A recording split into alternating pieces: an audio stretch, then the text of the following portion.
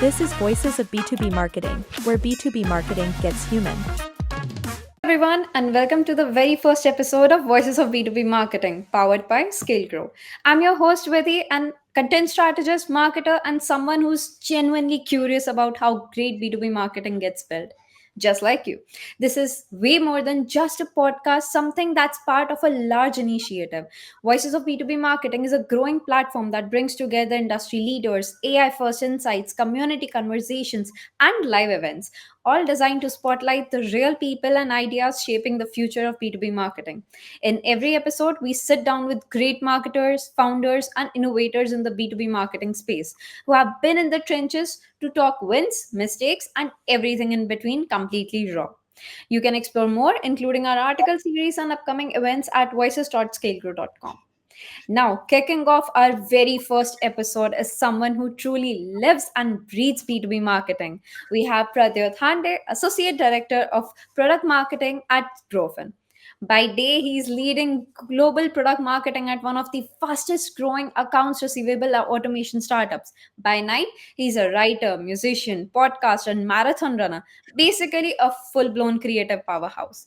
Named one of the 100 most innovative MarTech leaders, Pradyut's known for his sharp GTM takes, storytelling skills, and endless energy, fueled by some coffee, just like us marketers.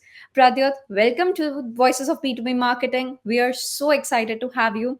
Over to you now. Would love to hear something before we dive in.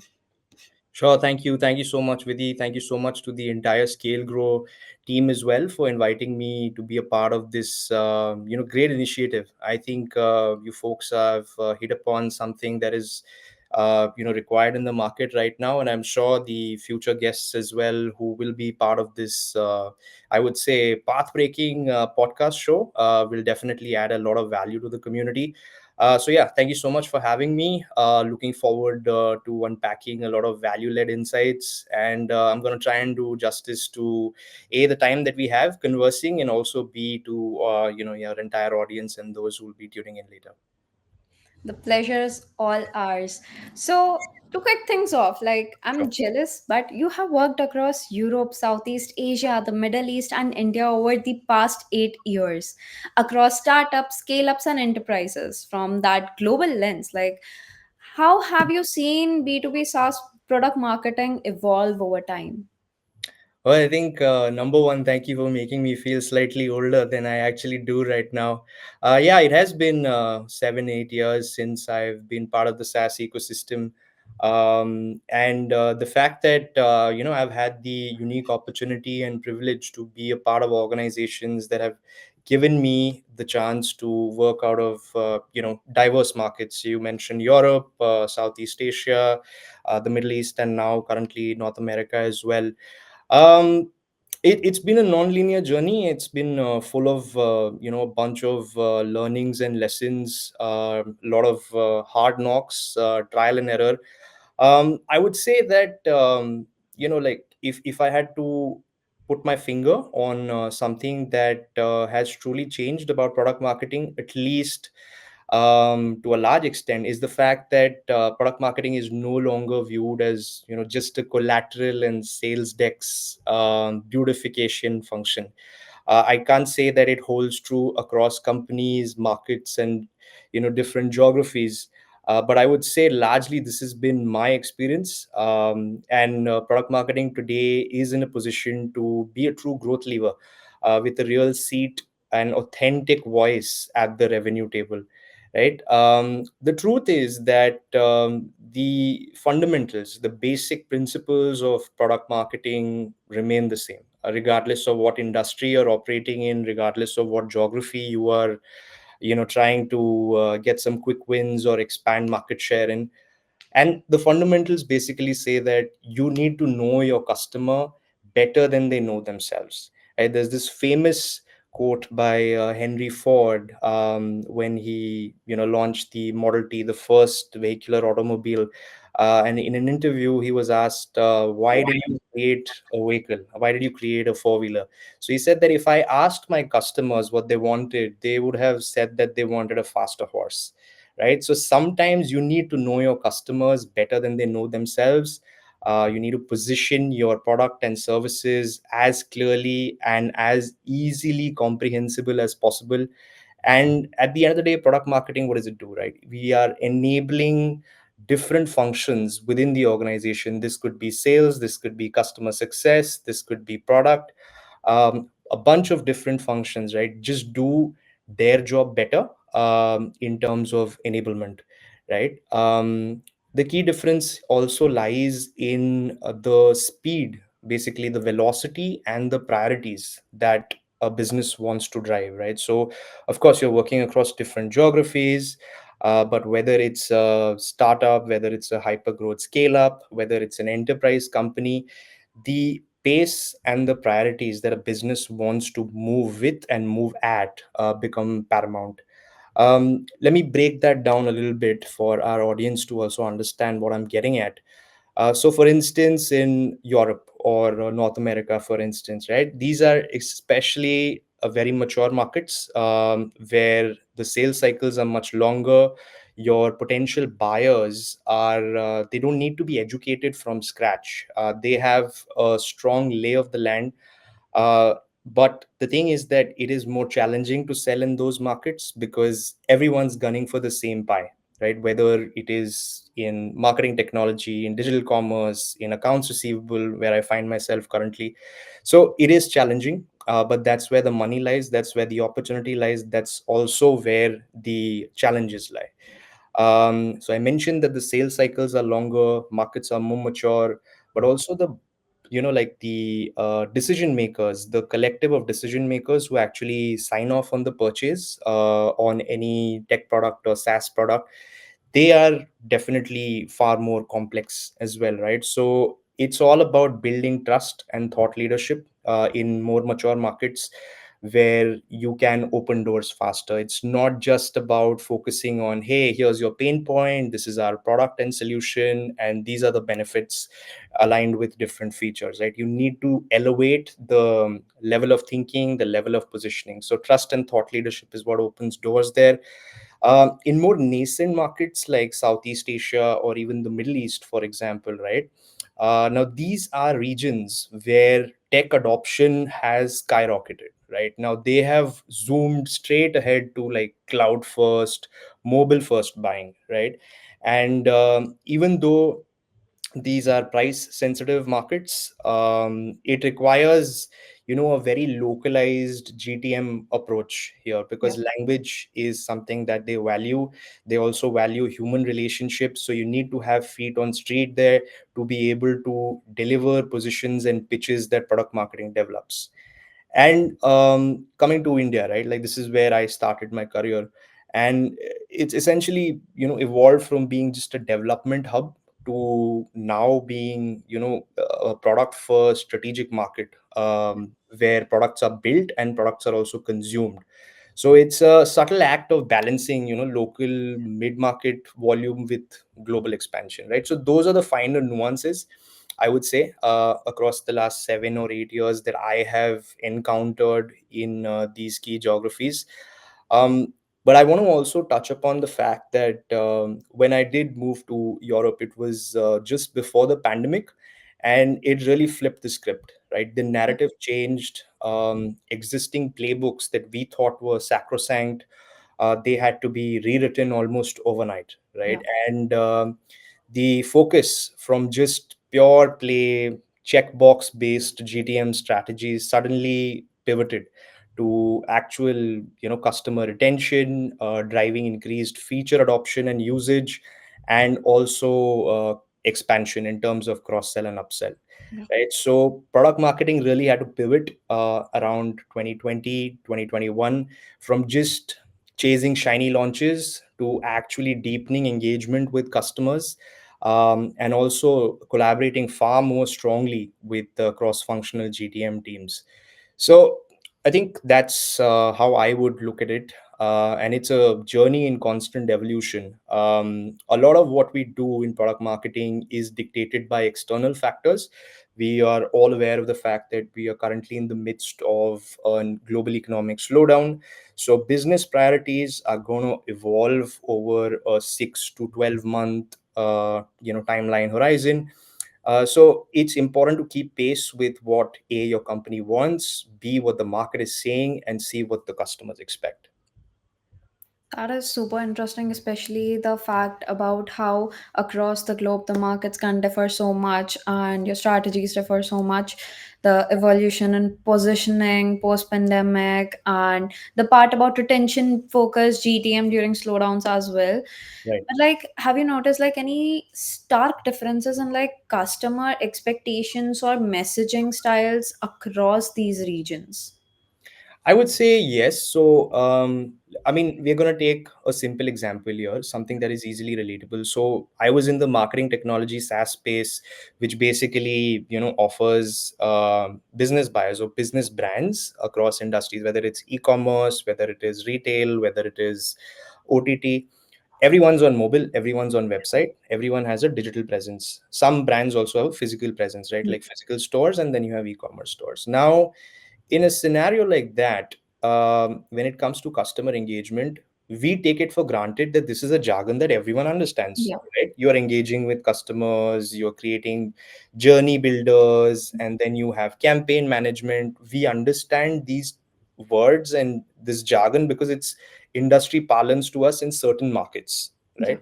But when it comes to more nuanced Southeast Asian markets like Thailand, for Mhm. example, or Vietnam, for example, these are not terms that are part of their local vocabulary, right? Totally. So the language aspect of it comes into play, which is when you realize that just slapping on a regular English to Thai or English to Vietnamese translator is not going to do the job, right? You need to work with local folks there, try and understand what is the language that they use, and the salient features that are going to be of importance to them, not just from an understanding point of view. They also need to figure out whether this is something that's valuable to them.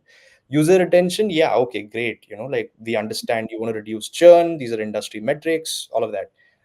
But to them, it's a little more basic in nature, just from an understanding point of view. You want to like harp about the fact that don't lose any customers or keep customers for a longer period of time, things like that, right? So little nuances that come into play, which is why you need to have a global sort of a product marketing strategy which gets localized and regionalized to different focus markets. So Yeah. those were some lessons that I learned the hard way, but those are invaluable lessons, and they remain evergreen. That really stood out. It's really fascinating how much regional nuance plays into customer psychology in a way, like True. how trust building looks different in say Southeast Asia versus Europe. Right. But let's say if we zoom into today's reality, Right. everybody knows SaaS market is extremely crowded.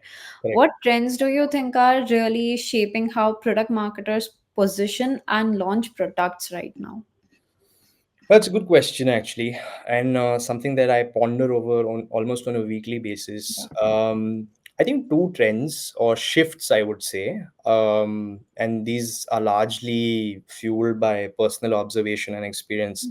Uh, the first thing is that the current ecosystem across industries, it is replete and it has a lot of brutal noise, and buyers have shorter attention spans, right? So something that I swear by is the fact that when it comes to attention today, attention is the most expensive commodity Yeah. at one level, because everyone's vying for the limited attention that buyers have, whether it's B2C or B2B. But on the other hand, attention is also one of the less expensive or least expensive commodities. I'll tell you why. Uh, because attention spans are so limited, a lot of business buyers also almost frugally or flippantly give that away, right? So if the consideration set when they're evaluating a particular software used to be, two or three, I'm talking about like enterprise level buying, it's now expanded to five or six, right? So even their attention spans are getting fragmented across different vendors that they might be evaluating. So there's a lot of noise out there in the market, especially with this hype train of AI, Gen Yeah. AI, everything, right? It's just clouded decision making in many ways. in an environment where attention is already limited, right? So business buyers are getting increasingly confused about what is actually a value driver and what is actually just hype for the sake of marketing, right? So it's come to a stage where your business buyers today have infinite choices and dwindling patience, right? So differentiation today is no longer a buzzword. Now this is something that we eat, sleep, and live by as Yeah. product marketers, right? So differentiation is no longer a buzzword, it's actually a survival and success tactic, Yeah. right? So when product marketers are actually doubling down on sharper positioning, that problem first messaging has become a little more nuanced, or requires to become more nuanced. And I'll tell you why. Because the earlier framework of just identifying a pain point which was relevant to your ICP and then plugging in a feature that addresses that and then a couple of benefits, that just doesn't cut it anymore, right?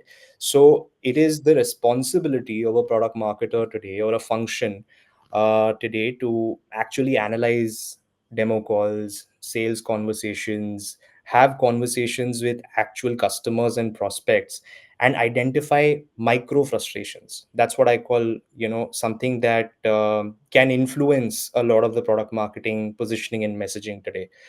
Your macro pain points and problem statements, it's a great starting place, but there are micro frustrations or jobs to be done related to every ICP today, which requires a little more work in terms of research and condensing that into GTM plays, Yeah. right? So that's number one. The second thing that I want to touch upon is the fact that, and something I spoke about in the first response as well, that product marketing is definitely moving on from just being like a set it and forget it, one big launch, sort of tactic. You have a checklist, great. You've taken a product to market, great. But your responsibility doesn't end there anymore, right? So even for product launches today, they've become a lot more iterative, right? Yeah. So there's a lot of A/B testing that's happening. There's a lot of micro campaigns that we are running across different regions, across different industries. A single product can even have multiple ICPs. For example, in the accounts receivable space, we essentially help at Growfin enterprise finance teams collect outstanding payments faster and smarter. Now, on the surface, we would think that only CFOs would be, like the ICP, but we also have ICPs in terms of the accounts receivable managers and specialists who use the product actively, or controllers, or financial planning and analysis folks in the finance team who are predicting cash flows based on the incoming cash that they're collecting. So a single product can have multiple ICPs, which is why you're also testing a lot more in terms of campaigns and messaging. And this holds true whether a company is an early stage startup, a scale up, or an enterprise, right? So uh, product marketers also have to don multiple hats. So Yeah. while your mandate says that, okay, you're driving GTM, you're driving product launch, but there are micro elements to it where PMMs are actually part analysts, they are part storytellers, they are part experimenters, right? And this alignment between product growth, sales, and customer success is becoming far more tighter, I would say. And those are some of the shifts that I'm seeing, um, and all with the objective of reducing time to value for customers, right? So sales cycles are anyway longer for complex products, but your customers, once they have chosen your product, once they have signed on the dotted line and come on board, they want to see how quickly it can impact the metrics that you promise to impact, right? Because nobody has that luxury of time anymore in this socio-economic climate. So yeah, those are a couple of the shifts that I wanted to highlight. Yeah, I mean, especially it's such a crowded market, and in this market, everyone's fighting for attention. So, the difference between clarity and differentiation, and the fact that you touched on attention span, which I love, because it's such a critical mindset today. Right. Which leads me to think more about experimentation with data in a way. So, like, how do you personally approach A/B testing or iterating messaging post launch of a product?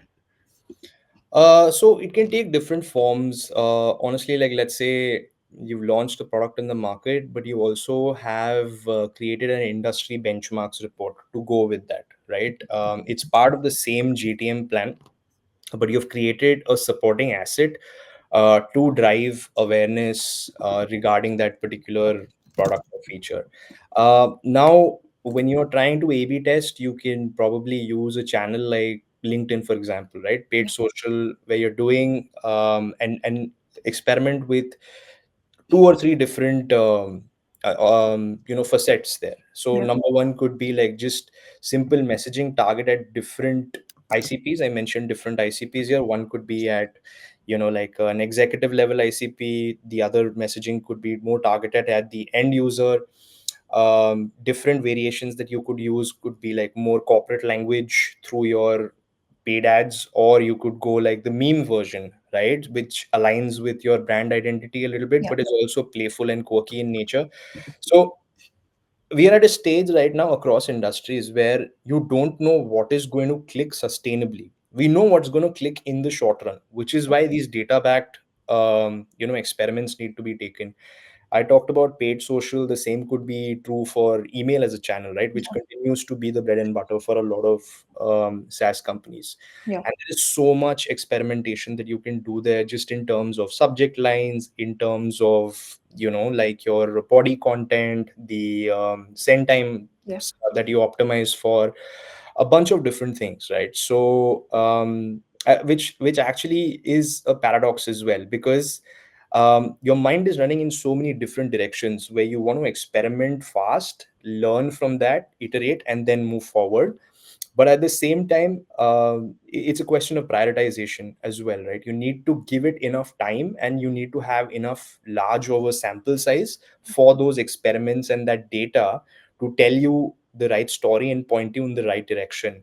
So yeah, those would be like a couple of examples that I want to give. I mean, very surface level. I mean, Yeah. there's a bunch of different things that you can do, even for like, events marketing is back in vogue, and how, right? A lot of companies are going to industry expos, tech forums, conferences, etc.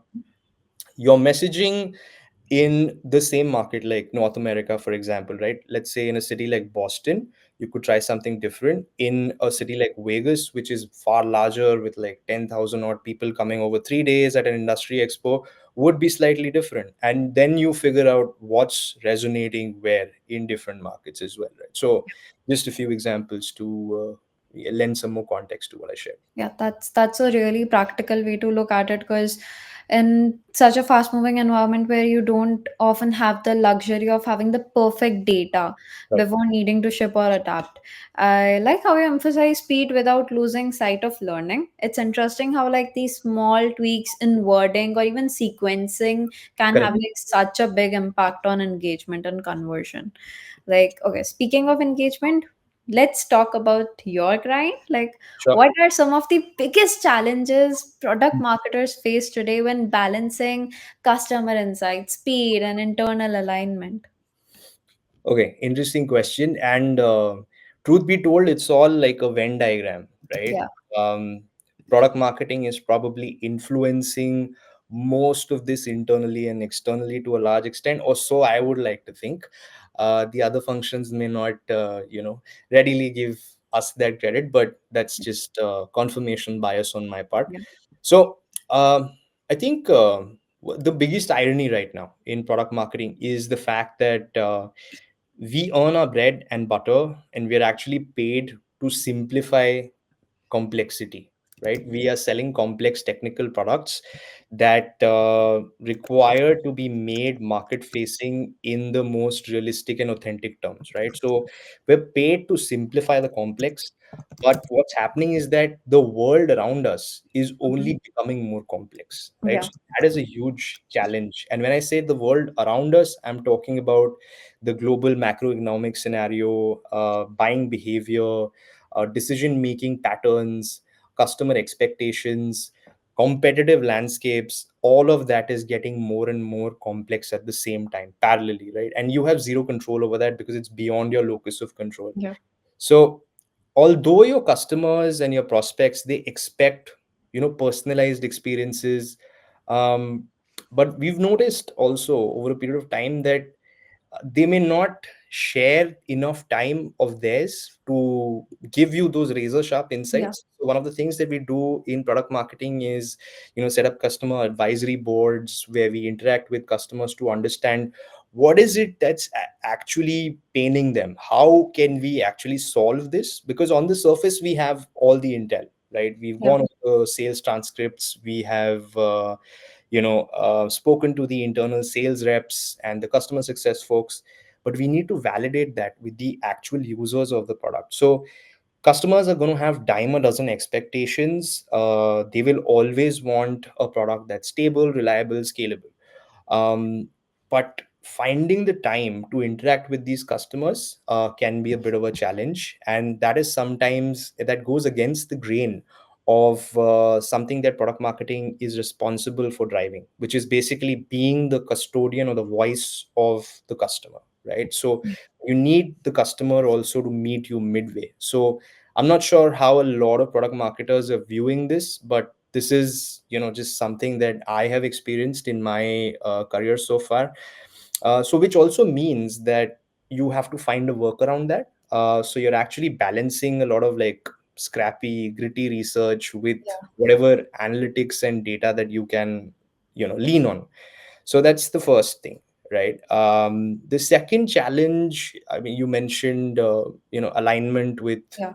internal teams. So the thing is that we spoke about the external environment. Now, internally, speed is actually everything. Speed will always be valued more than sometimes even quality, because truth be told, you want to move as fast as possible, Mhm. because every day you're not just competing against the customer's expectations, but you're also competing against your competitors out there who are pretty much doing the same thing, right? Yeah. So, but what we've seen is that speed can actually, be a double-edged sword. Mm. uh, it requires tight alignment with internal teams, right? Whether it's product, sales, customer success, even your senior leadership teams. Um, so if you don't have the alignment, then that alignment, the lack of alignment, can eat speed, velocity, innovation for breakfast, lunch, and dinner, Yeah. right? So you need all the teams to be saying or speaking the same language, to be on the same page, to help you get that clear GTM story out. Yeah. Right? So, I mean, how can you do this? There is no clear set playbook for this, but I would say that, you got to be ruthlessly prioritizing what needs to be Yeah. done internally. Leaning on a lot of internal tools for collaboration, whether it's comms tools like Slack, etc., or even project management platforms like the likes of Asana, Yeah. ClickUp, Trello, etc. And um, prioritization also takes the shape of actually not getting swayed by the next shiny distraction, Yeah. because that can definitely dilute focus. Totally. So there's a lot that can be done. There's a lot that product marketers are doing, but it's definitely a fine balancing act. Exactly. And when you throw a cross functional alignment into this whole mix, it can feel like you're juggling like 100 priorities at once, which just gets Absolutely. too much. And you're also, so these teams that I mentioned, these are also your internal customers, Yeah. right? So you're trying to please them as much as you can. You're Yeah. trying to enable them, get them the content that they want, but it should never come at the cost of the larger mandate or your Exactly. OKRs that you're driving. So I've also realized that saying no strategically to the right person at the right time in the right way is a Yeah. superpower in terms of product marketing. Yeah. I mean, we did talk about tools, bringing in AI tools. Like, I feel like we bring in AI tools to make life easier, but before you know it, you're managing the tools before than the work itself. True. That's true. That's true. Because again, think about this way, right? These tools that we deploy Yeah. are also like we are the business buyers for that. So the Yeah. roles are reversed. Instead of selling, you're actually purchasing, and Policy. you find yourself in the same shoes of the business buyer to whom you're selling. There's so much noise. I spoke about the noise out Yeah. there, right? You want to experiment a little bit, you want to like get your tech stack just right. So it's almost as though the roles get reversed, and when you are in a position to develop your own consideration set and then set up your own tech stack, that's when you realize that, hey, these are pain points that even Yeah. my business buyers face. So yeah. Exactly. And that brings me to something that I have personally been very curious about. Like, do you think AI is actually helping reduce this whole complexity, or is it just adding to the noise that we talked about in an already cluttered stack? Great question. Something that we also like battle with on a weekly basis. Yeah. I would say that, see, currently there are two schools of thought here, Yeah. two different quarters that are viewing the same issue very, very differently. Yeah. So the first school are the ones who they're gung ho about anything that's new, flashy, shiny. And it's like, yeah, let's do it, let's do it. Everyone's doing it. I think this is gonna be a real game changer for us. Let's bring on board, either build it internally if we Yeah. have technical and personal muscle, or let's just go and like get AI into our workflows, into certain functions within the company. So they start betting big on it, because they don't want to miss out. I call these folks the ones who are on the hype train because of the fact that they don't want to suffer from FOMO, right? Yeah. So that's number one. The second, school of thought here is that there are folks who are sitting on the fence, who are, really not convinced about the fact that AI is going to be a game changer for them, because they've either seen a lot of AI projects fail around them, or they simply are resistant to change. Yeah. So adoption is not something that comes, easily. If the leadership is not convinced, then very rarely will you see the folks at the lower rungs who will make a strong business case for it and say that, hey, let's do this differently because AI is actually going to Yeah. empower us. So those are like two schools of thought on this. But it's really important whenever a company is looking to adopt AI at whatever level, right? So you have a lot of companies today who actually have leadership positions of, like AI and AI strategy. Yeah. There used to be a CDO, there used to be a CIO, and now you have, like heads of AI and AI strategy. Very important to understand what is the problem that you want to solve with AI, right? Is it a function based problem? Like, for example, do you want to get an accounts receivable software to optimize your finance function? Is it a marketing related problem? Do you want to get like AI tools to help understand your end customers better and engage with them across different channels? So is it a vertical specific problem alone? Or is it just something that you want to implement across the organization, which is going to increase productivity, which is going to help you reduce headcount, or stabilize Yeah. headcount without adding new full-time employees, things like that. So those are very important questions to ask, like what is AI going to help us accomplish in the next 18 to 24 months.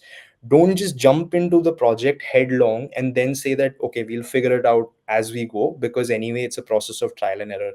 The thing with AI is that it cannot be a process of trial and error because the upfront investment itself is so much more, right? Yeah. So if you think about it, like 10 years ago, it was all the buzz to consolidate your data, Yeah. develop a customer data platform, which becomes your foundational layer to, work off, and it impacts multiple teams: customer success, marketing, sales, everyone, right? It's almost like deploying a CRM. And that was path breaking 10, 12 Yeah. years ago, right?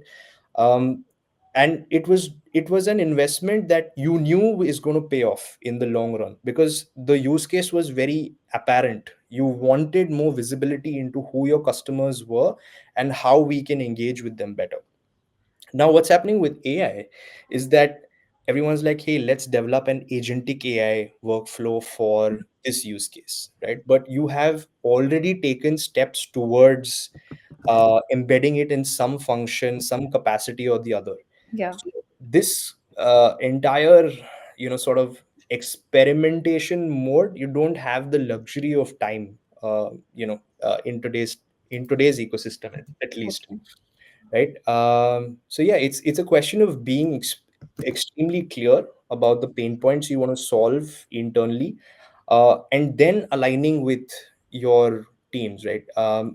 Resistance to change will always be there, and this fear that AI is going to take up my job, right? AI is going to eat up my my functional responsibilities and possibly make me redundant. That is another narrative that has to flow from the top down, saying that AI is here to empower you just to get your job done better.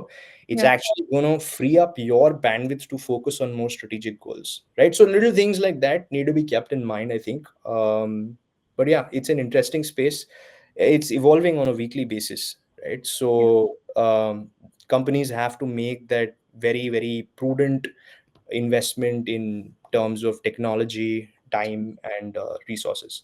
I mean, AI can definitely be a powerful accelerator, but only if it's used with intention. True. Yeah, I like how you framed it as a tool that should enhance clarity, not just add another layer to manage in the company. absolutely. And speaking of like impact over the years, it like personally feels like product marketers are increasingly being pulled into parts of the business that were once outside of their scope. From customer journeys to revenue goals, now the roles really expanded over the years.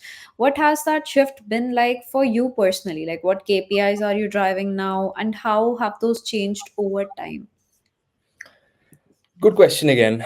So the thing is that, see, on the surface, product marketing will handle four major OKRs largely, regardless of whatever industry, company size, maturity stage that might be, right? So you're driving messaging and positioning, Yeah. you're driving sales enablement, you are driving customer marketing or advocacy, which is basically getting market validation from your happy customers, and potentially you're driving analyst relations, which is engaging with the likes of Gartner, Forrester, IDC, figuring out how you can position your company better in relevant reports to be a part of consideration set for enterprise buyers. Yeah. So largely these would be like your four OKRs, right?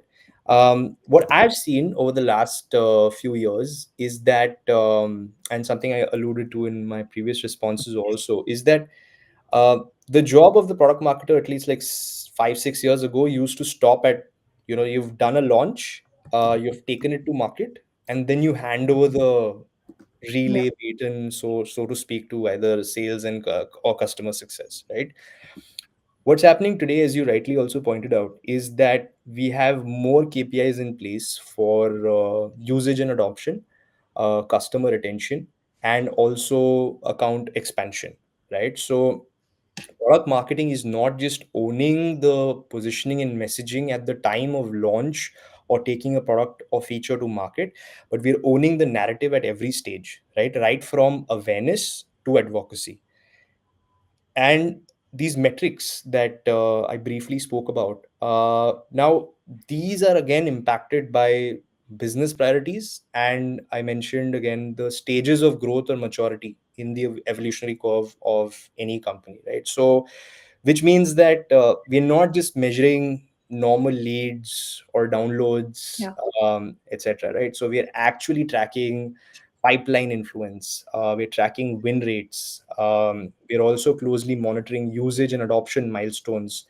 Cross sell and upsell becomes, a key KPI for us as well. So um, I would say that, uh, in a scale up or at an enterprise stage, those are also metrics that are now coming into play. uh, but it could take a slightly different form or hue at an early stage startup, where essentially your KPIs would largely revolve around, actually driving net new demand at scale, right? So the KPIs would vary, also in terms of what KPI gets what weightage. That would also vary over a period of time.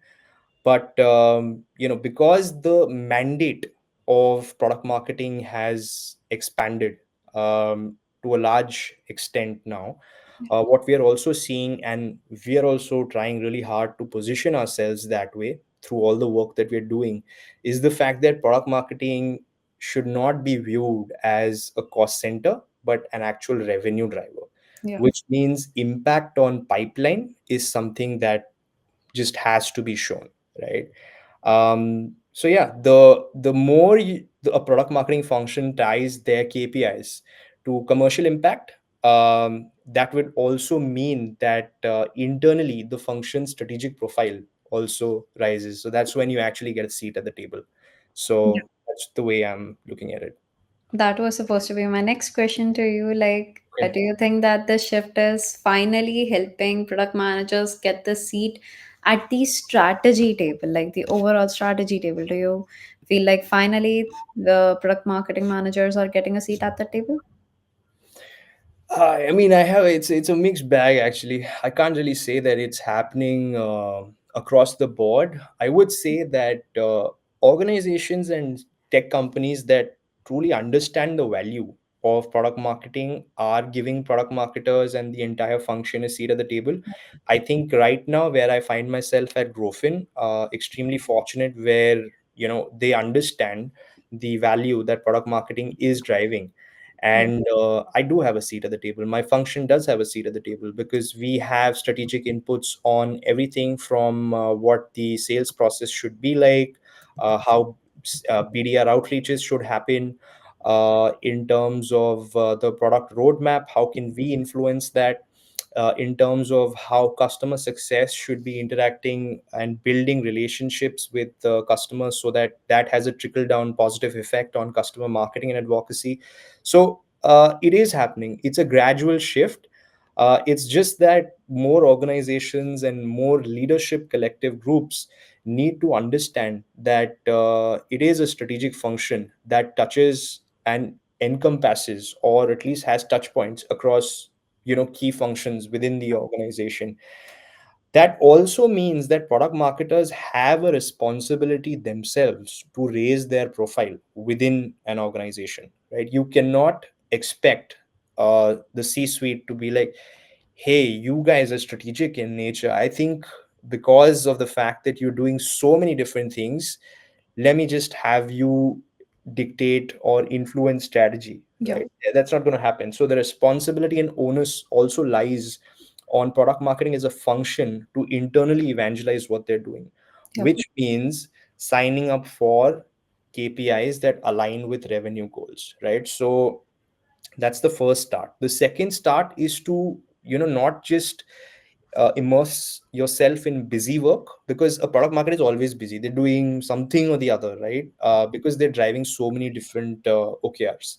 Yeah. uh, all that effort has to translate into something that moves the needle at a company, and which is where internal evangelism comes in. You have to tell the board, you have to tell your senior leadership, how did a particular initiative move the needle. Like, for instance, if I'm starting a thought leadership podcast at my company, I need to be able to justify through that podcast over 6 to 9 months, what impact did it have in terms of brand awareness, what impact Yeah. did it have in terms of creating leads when the content was distributed via social media or the newsletter, things like that, right? So being accountable for the impact that you hope to drive is also one way to actually elevate the internal evangelism piece when it comes to product marketing. So long story short, I think it's happening gradually, but there's still a long way to go. And until that happens, I will continue to be an activist for those product marketing voices.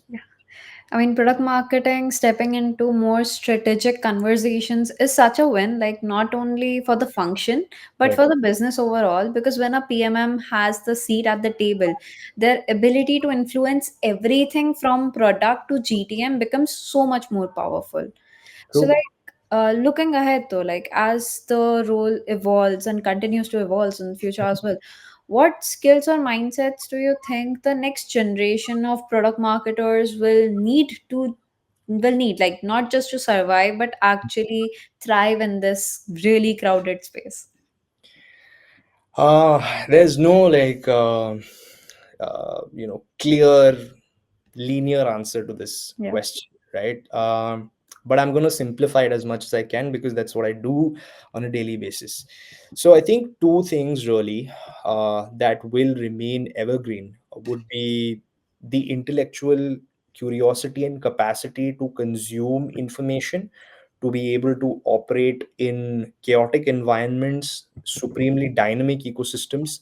That is really number one, right? You cannot get overwhelmed by all the internal information that's coming your way, and also the external environment that is dictating how you should ordinarily act, right? So what I've seen is that the best product marketers are just naturally curious folks, right? They're, like digging into customer behavior, market trends, usage metrics, to actually unearth the why, which hides the what, right? So Yeah. if I could really simplify it, you need to start with why and keep asking why until you have like 100% clarity that you are seeking. Simon Sinek said that, right? Like, you've got to start with why as part of the golden circle, and keep digging into what's happening, and why that's happening, right? So that's intellectual curiosity would trump everything. The second thing that I wanted to touch upon is the ability to adapt, right? So I mentioned that everything's shifting, everything's so dynamic in nature. There are new competitors coming, existing competitors almost reposition themselves overnight when they see that the market's moving in a specific direction. New technology will always come your way. So it's just like a crazy analogy that I want to draw here. So it's Yeah. like drinking from a fire hose, right? And that fire hose, not just one but two, because there's internal and then there's external also. So it is challenging. So being able to adapt quickly on the fly while not losing your bearings is also going to be like supremely important. Um, and I think the third thing that I want to touch upon here is that um, product marketers have a responsibility towards driving like seamless cross functional alignment. Mhm. You said this so many times during this conversation.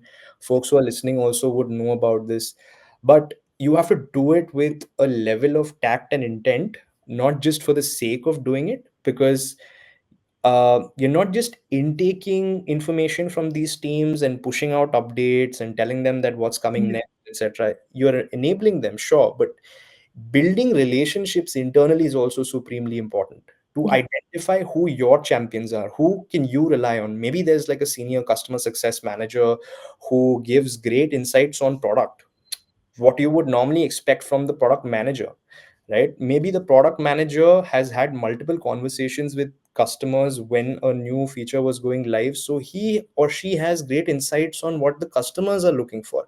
So very often the information that you receive and intake will not come from the stakeholders who you would think it would come from on paper, Yeah. right? So cultivating those internal relationships will be key, right? Because the product marketing managers of tomorrow are not just doing like a bunch of 15 different things aligned to business goals. Yeah. We're also leading, or we need to lead cross functional armies. It's not just alignment, I would say.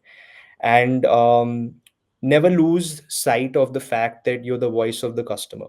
Now, being the voice of the customer is one thing, but I do feel that product marketing moving forward, it would require us to actually be the champions of customer truth, right? So very often what can happen is that you have all this intel and information at hand, data is telling you a similar story, and you weave it in a way to suit the narrative that best fits the organization's current business priorities, right?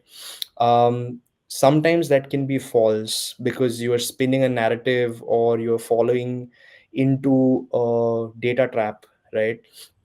So actually being honest with yourself in terms of what's happening in the market, what is actually that micro frustration of your customer, that becomes super critical, right? Yeah. So because at the end of the day, you don't just have to tell a story to the market for them to believe it. Your own internal stakeholders have to believe the same story, True. right? That's where true conviction and authentic voices would come from. So yeah, that's my Yeah. take. I mean, it's really not just about knowing the product anymore. You really have to understand the people, the data, and how to tell a compelling story across channels. True. But this is like a far-fetched answer. It's like, what if someone's getting started in product marketing today? Mhm. Where should they double down? Any specific skills, tools, or communities you would recommend that would really help them along the way? Sure. I think a great starting point, if anyone's getting into this space, is product marketing alliance, Yeah. PMA. That's great. There is Sharebird, which is another good community where, again, depends on what do you want out of this community. Is it knowledge? Is it courses? Is it certifications? Is it networking with peers? So, but these are great resources to get started off with.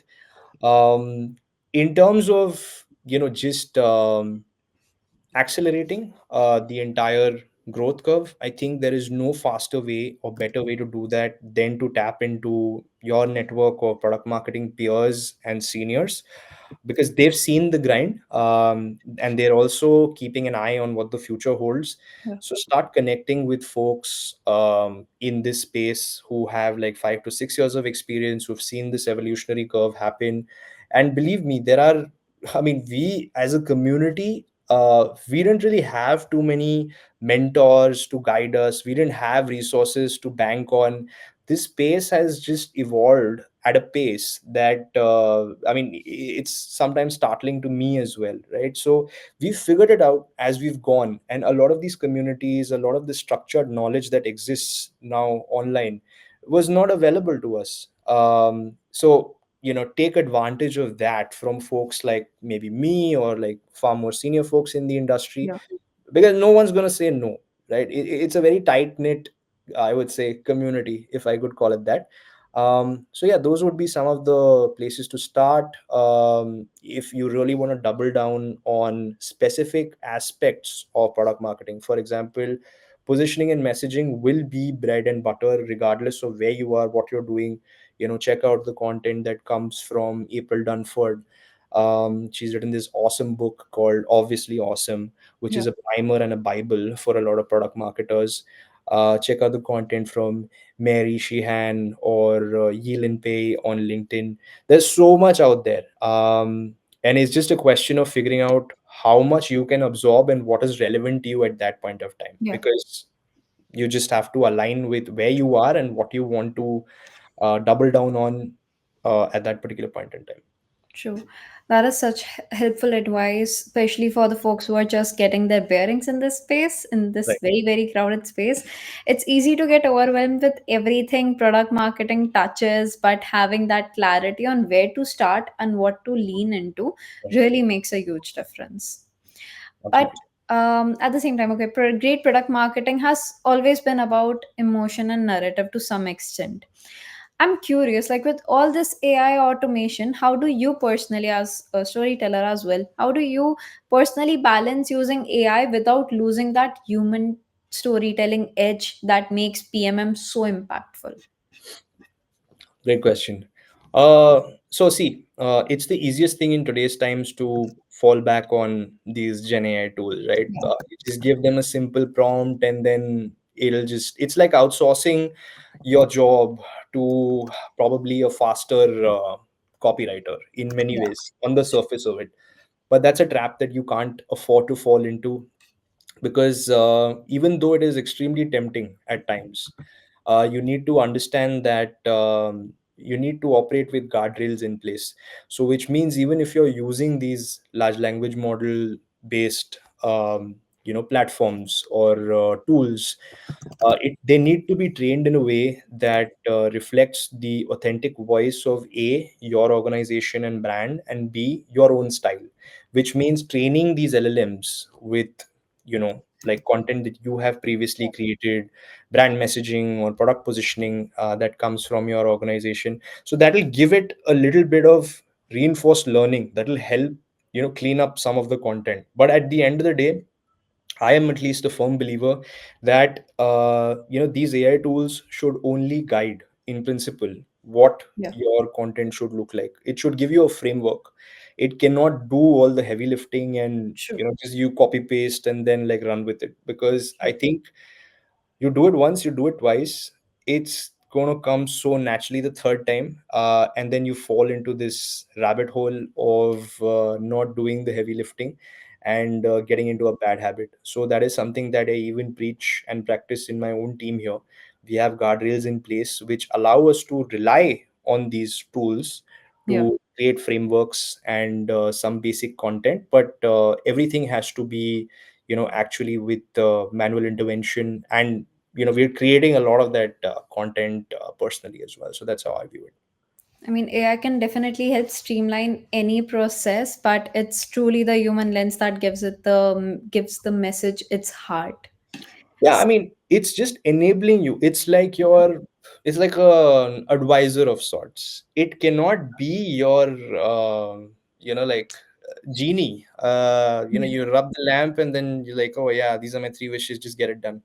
I know a lot of marketers who do that, but I've also seen that the good ones are the ones who use it as a sounding board, to get intel, to polish content. They don't outsource it completely, because I think that just takes away the human element from the kind of content you want to create.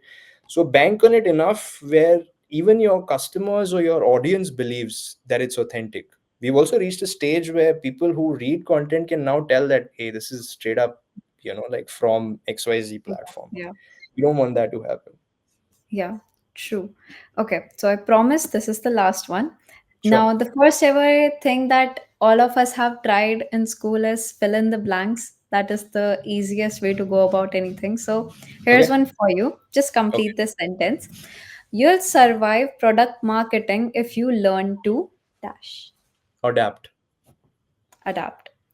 That is really, really nice. And the perfect way to wrap this episode of Voices of B2B Marketing. A huge, huge thank you to Pradyut for kicking off things with so much insight, honesty, and energy. It's been an absolute pleasure having you on the very first episode, Pradyut. Thanks, Vidhi, and thanks again to the Skalegrow team. Really enjoyed our conversation. I think we unpacked a lot of different insights, a lot of candor, a lot of forward thinking, and hopefully, wishing you guys the best with this particular property. And I'm sure it'll go from strength to strength. Thank you. And if you across the screen enjoyed today's conversation, don't forget to follow, share, or leave us a comment down below. It really helps us bring more thought leaders into the B2B marketing space to you directly. We're just getting started. There's so much more coming your way, from AI first articles to events and a buzzing community of 500 plus B2B marketers. Join the movement at voices.skalegrow.com, and we'll see you in the next one. Until then, keep making B2B human.